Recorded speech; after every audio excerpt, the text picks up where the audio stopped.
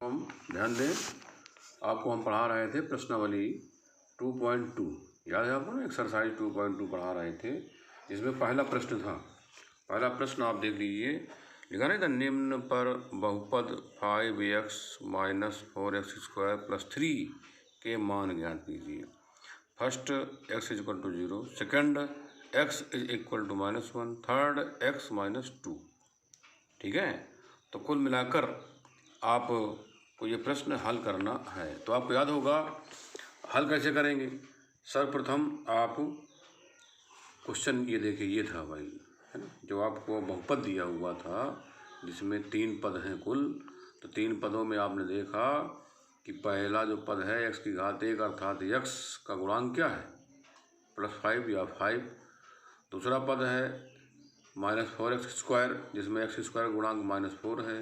तीसरा पद है 3x, ठीक है, या 3, चूँकि x की घात 0 अगर हम लिख देते हैं तो इसका उत्तर 1 ही होता है, अर्थात 3 × 1, तो 3 × 1 = 3 ही तो रहेगा। तो तीसरा पद क्या है, 3, जो कि अचर है। अब हमने क्या कर दिया, इस बहुपद को हमने घात के घटते क्रम में लिख दिया। तो घात के घटते क्रम में लिखेंगे जब, तो सबसे बड़ी घात क्या है, -4x² पहले लिख दिया। फिर इसके बाद है +5x⁻1, है ना, तो ये लिख दिया +5x⁻1। फिर इसके बाद तीसरा पद अंतिम है +3। ठीक है, अब ये x⁻0 लिखना जरूरी नहीं है, क्योंकि आपके बहुपद में जो दिया गया है ये प्रश्न है, बहुपद यही तो है। अब इसे हम क्या कहेंगे, क्योंकि घात के घटते हुए क्रम में लिख दिया गया है, इसको हम कहते हैं मानक रूप, अर्थात स्टैंडर्ड फॉर्म। ठीक है, तो कुल मिलाकर के जब आप इसे हल करोगे पहला सवाल, तो फर्स्ट पार्ट में आप ये लिखेंगे, क्या लिखेंगे, माना px = -4x² + 5x + 3। बोलिए, आपका बहुपद हेतु दिया हुआ है, यहाँ बहुपद या px जो पढ़ लें आप, px इसको बहुपद कहेंगे, तो बहुपद आपका ये दिया गया है प्रश्न में। अब आपको फर्स्ट में क्या लिखा गया है, x = 0, x = 0 रखने पर, तो जहाँ x है वहाँ पर आप 0 लिख दीजिए। तो p ये क्या आ जाएगा, x का स्थान 0, -4, x के स्थान पर 0 लिखना, 0 का स्क्वायर, +5 x के स्थान पर 0 + 3। तो आपको खुद याद होगा कि 0 का कितने बार गुणा, 2 बार, 0 × 0 0 तो आएगा, तो कुल मिला के 0 आया। 5 का 0 में गुणा करोगे तो 0 हो जाएगा, +3। -4 का गुणा करोगे 0 में, क्या उत्तर आएगा, 0। तो 0 धन ये जोड़ लोगे तब भी 3 आएगा, तो कुल मिला करके आंसर क्या आया, 3। तो P0 का मान क्या आया, 3 आया। अब इसके बाद सेकंड नंबर है, सेकंड भी ऐसे ही है आपका, px = -4x² + 5x + 3। x बराबर क्या लिखना है आपको, x बराबर लिखना है इस बार -1। क्या लिखना है इस बार, -1। ठीक है, रख लीजिए आप। तो p -1 -4 x के स्थान पर -1 का होल स्क्वायर प्लस, जहाँ x है वहाँ पर -1 लिख देना है। ठीक है, वो भी कोष्ठक में तो ज़्यादा अच्छा रहेगा, कोष्ठक में लिखेंगे। फिर ये देखिए, -1 का होल स्क्वायर क्या जाएगा, +1। कैसे, -1 × -1, तो 1 1 कम 1, है ना, ऋण गुणे ऋण क्या होता है, धन। क्यों, क्योंकि सजाती या समान पदों का, समान चिन्हों का गुणनफल धन होता है। इसके पश्चात यहाँ पर आया +1, 5 गुणा कर लो तो 5 1 कम 5। अब ये प्लस का गुणा जब माइनस में करोगे तो चिन्ह क्या है, अलग अलग चिन्हों का गुणा जो होता है वो माइनस होता है सदैव, ध्यान रहे, ये यहाँ माइनस रहेगा, +3। अब इसका मल्टीप्लाई करोगे, गुणा करोगे ऋण 4 का धन 1 में, तो -4 आएगा। ठीक है, तो कुल मिला करके आप देख लीजिए, अब ये माइनस माइनस है, अर्थात चिन्ह समान चिन्ह सदैव जुड़ते हैं, जुड़ करके क्या आएगा, 9।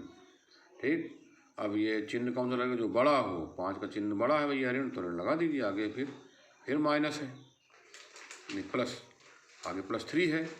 तो कुल मिला के अब आप देखिए चिन्ह अलग अलग हैं, तो अलग अलग चिन्ह घटते हैं, तो 9 से 3 घटा दो 6, चिन्ह कौन सा लगेगा? माइनस का। तो आप देख लीजिए p-1 का मान क्या आया? -6 आया। ठीक है।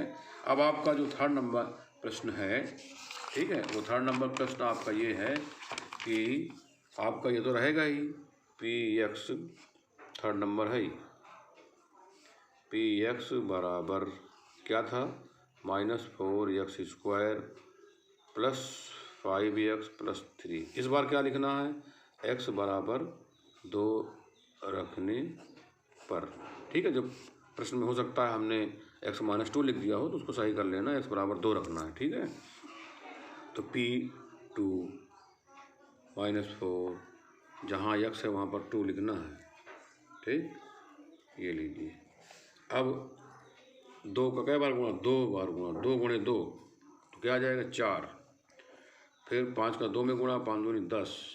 ठीक है, 4 चौको 16 है, माइनस रहेगा, और 10 और 3 13। तो कुल मिलाकर के फिर चिन्ह अलग अलग घट जाएगा, तो -3 आया। तो p2 का मान क्या आया? -3। इस प्रकार आपका पहला क्वेश्चन पूरा हो गया। अब प्रश्न दूसरा है, प्रश्न नंबर 2। आपकी किताब की जो एक्सरसाइज है 2.2, उसका प्रश्न नंबर 2 लिखा है, निम्न बहुपदों में से प्रत्येक बहुपद के लिए p0, p1, p2 ज्ञात कीजिए। ठीक है, फर्स्ट पार्ट है आपका py बराबर y² minus y plus 1। Second part है pt बराबर 2 + t प्लस 2t² और -t3। थर्ड पार्ट है px बराबर x³। फोर्थ पार्ट है px बराबर x - 1 और x + 1।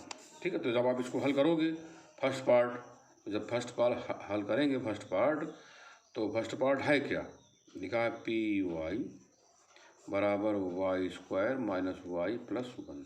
अब इसमें चूँकि p0 निकालना है आपको, ठीक है, तो p0 निकालना है तो y के स्थान पर क्या लिखोगे? 0। तो y बराबर क्या लिखोगे? 0 रखा। तो p0 बराबर 0 का होल स्क्वायर माइनस 0 प्लस 1। तो p0 0 का होल स्क्वायर करोगे तो 0 तो आएगा, 0 माइनस 0 प्लस 1, तो कुल मिला करके p0 का मान +1 आया।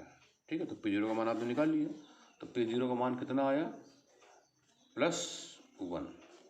ठीक है, अब रही बात कि हमने y के स्थान पर क्या लिखा है? 0 लिखा है। तो जब आप y के स्थान पर 0 लिखोगे, ठीक है, तो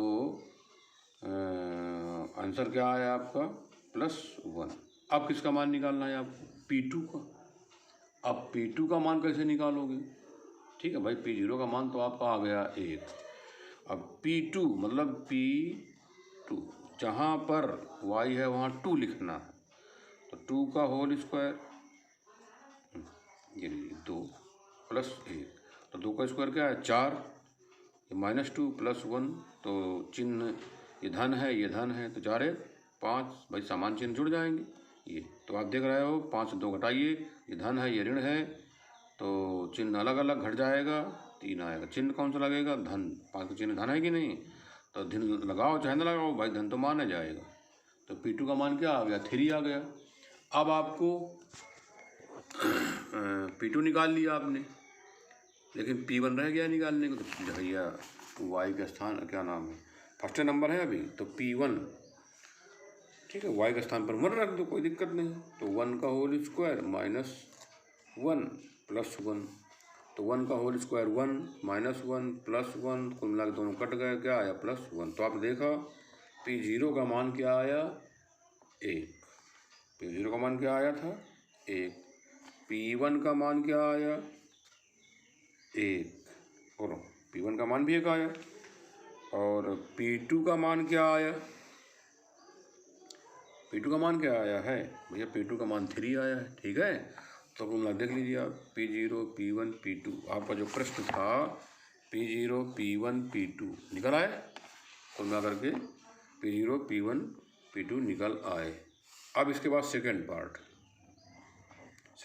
है PT बराबर 2 धन T धन 2E² माइनस T क्यूब। ये आपका कौन सा पार्ट है, सेकेंड पार्ट है। तो जब आप सेकेंड पार्ट लगाओगे तो इसमें भी टी के स्थान पर क्या लिखोगे, 0, है ना। जहाँ टी है वहाँ पर 0 लिख दीजिए, तो P0 निकल आएगा।